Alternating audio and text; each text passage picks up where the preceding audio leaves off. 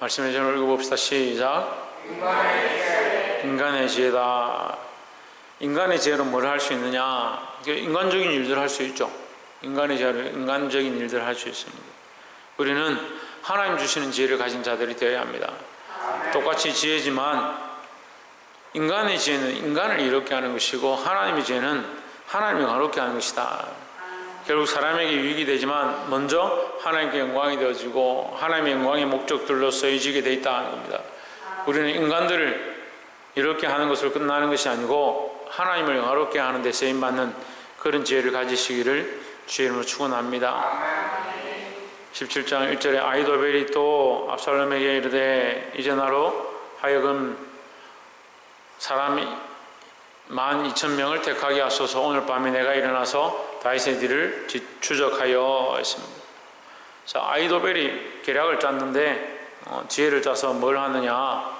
내가 가서 다윗에게 가서 오늘 내가 다 쳐서 없애겠습니다. 이렇게 계략을 짰습니다. 이절에 저가 고나고 약할 때에 엄습하여 그를 무섭게 하면 그와 함께 있는 모든 백성이 도망하리니 내가 다윗 왕만 쳐 죽이고 3절에 모든 백성으로 당신께 돌아오게 하리니 모든 사람이 돌아오기는 왕이 찾는 이 사람에게 달렸음이라. 그리하면 모든 백성이 평안하리이다 하니 했습니다.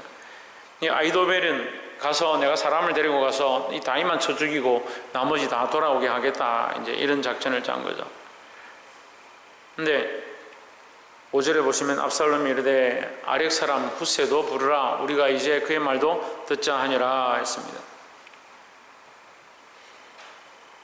예배를 준비하는 사람들은 정신을 좀 차리고 마음을 좀 예배에 집중하고 오세요. 왜 자꾸 다른 생각들 다 하고 와가지고 하루 종일 뭘 하다가 왔는지.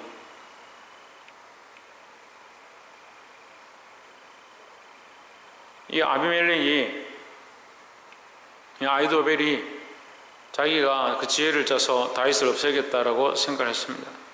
사람이 그 길을 계획할지라도 그 걸음을 인도하시는 이는 여호와시다 했습니다. 누가 그 걸음을 인도하느냐? 하나님 인도하시는 거예요. 우리가 아무리 좋은 지혜를 짜고 아무리 좋은 계획을 세울지라도 그 하나님 인도하지 않으면 허사다는 거예요. 허사다. 근데 자꾸 허사를 경영하는 겁니다. 자기 즐거움과 자기 목적을 위해서 살아가니까 자꾸 허사를 경영하는 겁니다. 하나님의 뜻을 위하여 하나님의 영광을 위해서 사는 게 아니고 자꾸 허사를 경영하는 거예요.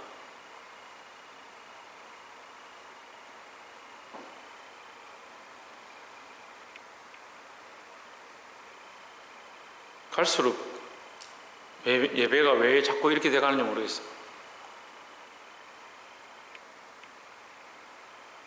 교회 청년들이 이제 다 중심들인데 청년들이 다 정신을 어디다 팔고 있는지 모르겠어요. 사람이 이제 몇 명 남았다고.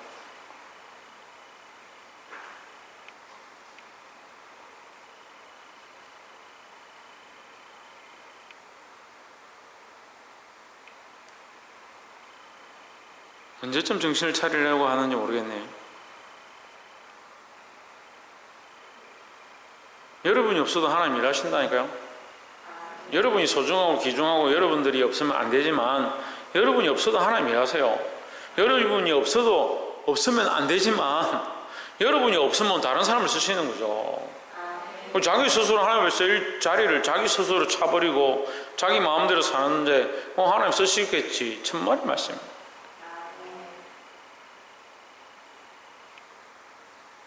도대체 믿음도 잊어버리고 하나님 믿는 신앙도 다 잊어버리고 자기 자리는 지키려고 하고.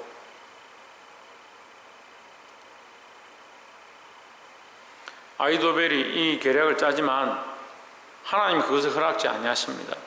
우리가 아무리 머리를 잘 쓰고 똑똑하고 지혜를 가지고 태어나고 주위에서 천재 같다는 소리를 듣는다 하더라도 하나님 인도하지 않으면 소용이 없는 거예요. 다들 어떻게 생각하느냐? 내가 생각하고 내가 계획하고 내가 짜는 이게 정확하지. 나는 이렇게 할 거야.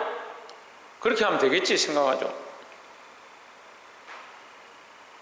세월이 흐르면 분명히 후회할 줄 알면서 자기가 계획하는 것이 옳다라고 착각하고 삽니다. 제가 아무리 얘기해봐도 안 될 것 같아요. 그러니까 여러분 하고 싶은 대로 하세요.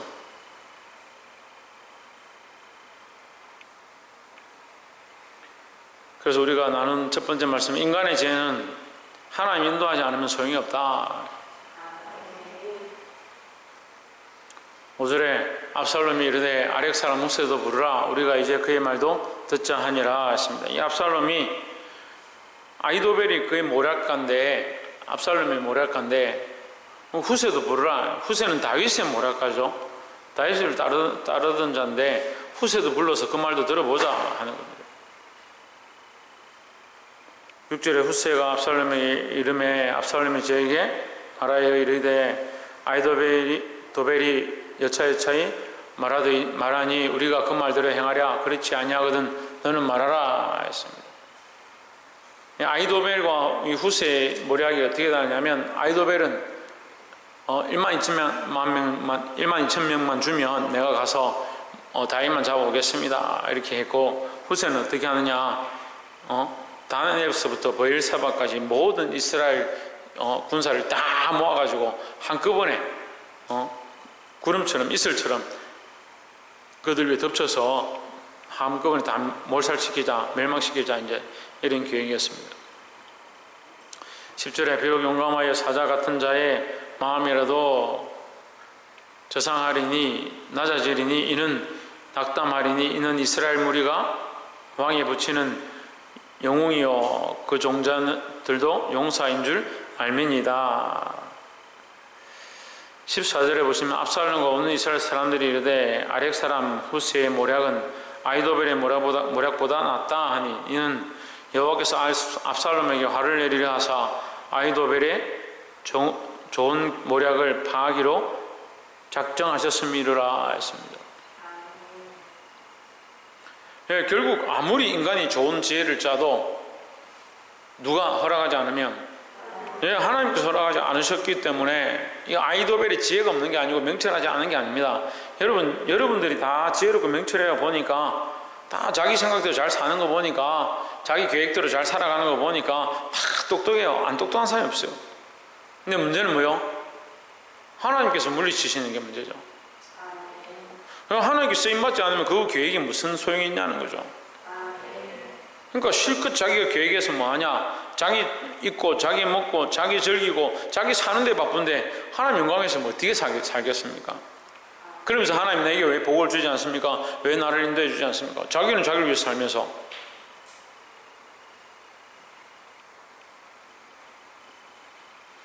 하나님 두려워하고 하나님 앞에 쓰임받는 자들이 되기를 소망합니다.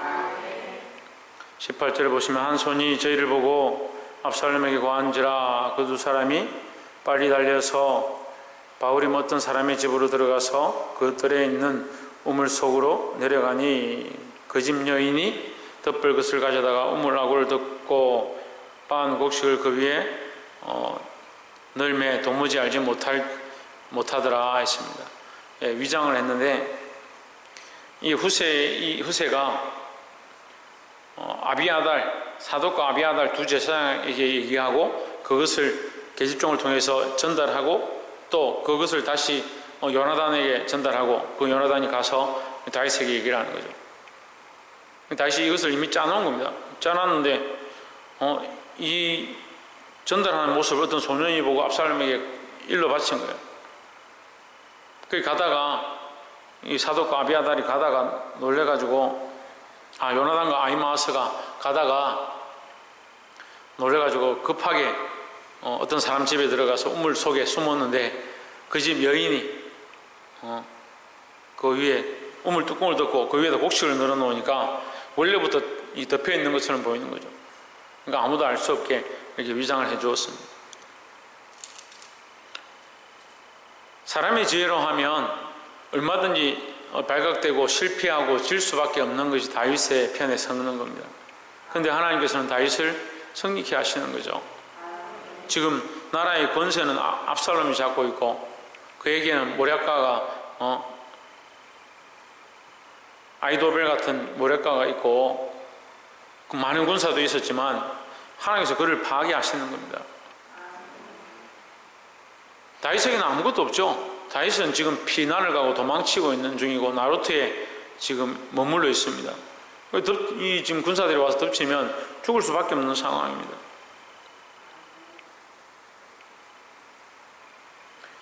(22절에) 다윗이 일어나 모든 백성과 함께 요단을 건널새 새벽에 미쳐서 한 사람도 요단을 건너지 못한 자가 없었더라.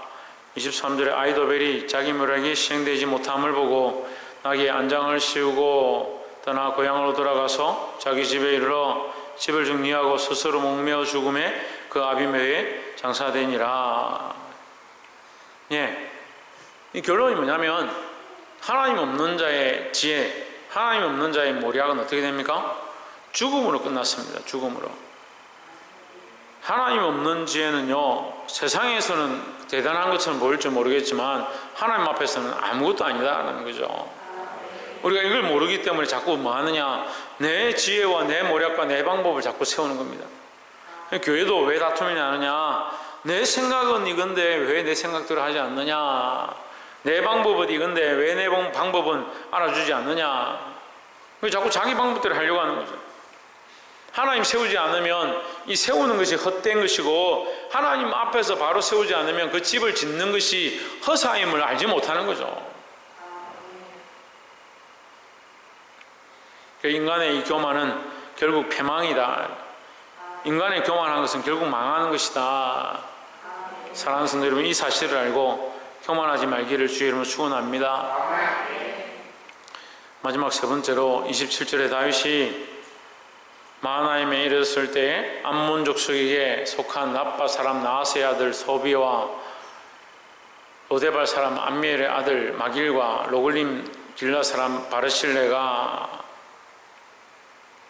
28절에 짐승과 대야와 질그릇과 밀과 보리와 밀가루와 볶은 곡식과 콩과 팥과 볶은 녹두와 29절 꿀과 버터와 양과 치즈를 가져다가 다윗과 그와 함께한 백성에게 먹게 하였으니 이는 그들 생각에 백성이 들에서 시장하고 권하고 목마르겠다 함이더라 했습니다. 자, 이게 무슨 말이냐면요, 지금 암몬 사람들이죠. 지금 이것을 들고 온 사람들은 어느 민족입니까? 암몬 족속이죠. 27절을 보세요. 이걸 가지고 온 사람들은 암몬 족속들입니다. 암몬 족속은 이스라엘의 원수죠. 특별히 다윗이 도망을 할 때에는 잘됐다, 너 이제 우리의 원수 잘 만났다, 이제 여기서 끝내자, 그렇게 할 수 있는 상황이죠. 근데 오히려 어떻게 합니까? 다윗을 대접하는 겁니다. 오히려 다윗을 대접한다고요. 그럼 이것은 이해를 할 수 없습니다. 상식적으로는 이해가 안 되는 거예요. 근데 이것은 하나님의 방법이죠. 하나님은 우리가 이해할 수 없는 방법으로 역사하시는 겁니다. 그래서 이 고난 중에, 이 환난 중에, 이 빈궁한 중에 풍성한 삶을 주시는 하나님이다.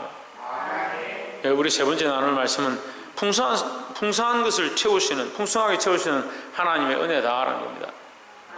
그리고 이게 뭐와 다릅니까? 인간의 지혜로는 이해할 수 없는 겁니다. 인간의 지혜로 하면 어떻게 해야 됩니까? 지금 돈을 벌어야 하고요, 지금 많은 노력들을 해야 되고요, 뭔가 투자를 해서 얻어야 되는데 그럴 상황이 아닌데 다윗에게 지금 오히려 다윗의 원수되었던 족속들이 그에게 와서 먹을 것들을 바치고 침상을 제공하고 잘 수 있고 쉴 수 있는 곳들을 제공하고 있습니다. 말씀을 맺겠습니다. 여러분, 우리가 다 똑똑하고 지혜롭죠. 어디 간들 우리가 다 뭔가 하던 사람들이죠. 항상 교만하고 항상 자기 생각이 쌓여있는 우리의 삶의 습관들을 하나님 앞에 좀 내려놓아야 합니다. 계속 뭐라고 생각하느냐, 나는 내 방법대로 할 것이고 내 생각대로 할 것이다. 하나님께 묻지 않습니다. 여러분 생각대로 하십시오. 그런데 하나님 앞에 엎드릴 수도 있지 않습니까? 하나님 앞에 물어봐야 되지 않겠습니까? 하나님 앞에 기도해야 되지 않겠습니까? 왜 자기 생각대로만 살아가려고 합니까? 자기 생각대로 계속 살아가려고 하니까 말은 안 하는데 말씀을 듣지 않습니다. 제 안에 지금 이 속상함도 계속 있습니다. 말씀이 분명히 선포되어지고 말씀이 분명히 그에게 가르치는데 듣지를 않습니다. 깨닫지 못하는 것도 아닙니다. 들리지 않는 것도 아닙니다. 그런데 뭐 하지 않습니까? 순종하지 않습니다. 왜 그럴 것 같습니까? 자기 지혜가 많으니까요. 자기 생각이 많으니까 하나님의 말씀을 은혜로, 하나님의 말씀을 지혜로 듣지 않습니다. 그러니까 하나님의 인도하심을 보지 못하죠. 하나님의 풍성하게 채우신 역사를 경험하지 못하죠. 사랑하는 성도 여러분, 말씀을 듣고 하나님의 뜻을 깨닫고 하나님의 뜻을 깨달았으면 자기 뜻을 포기해야 합니다.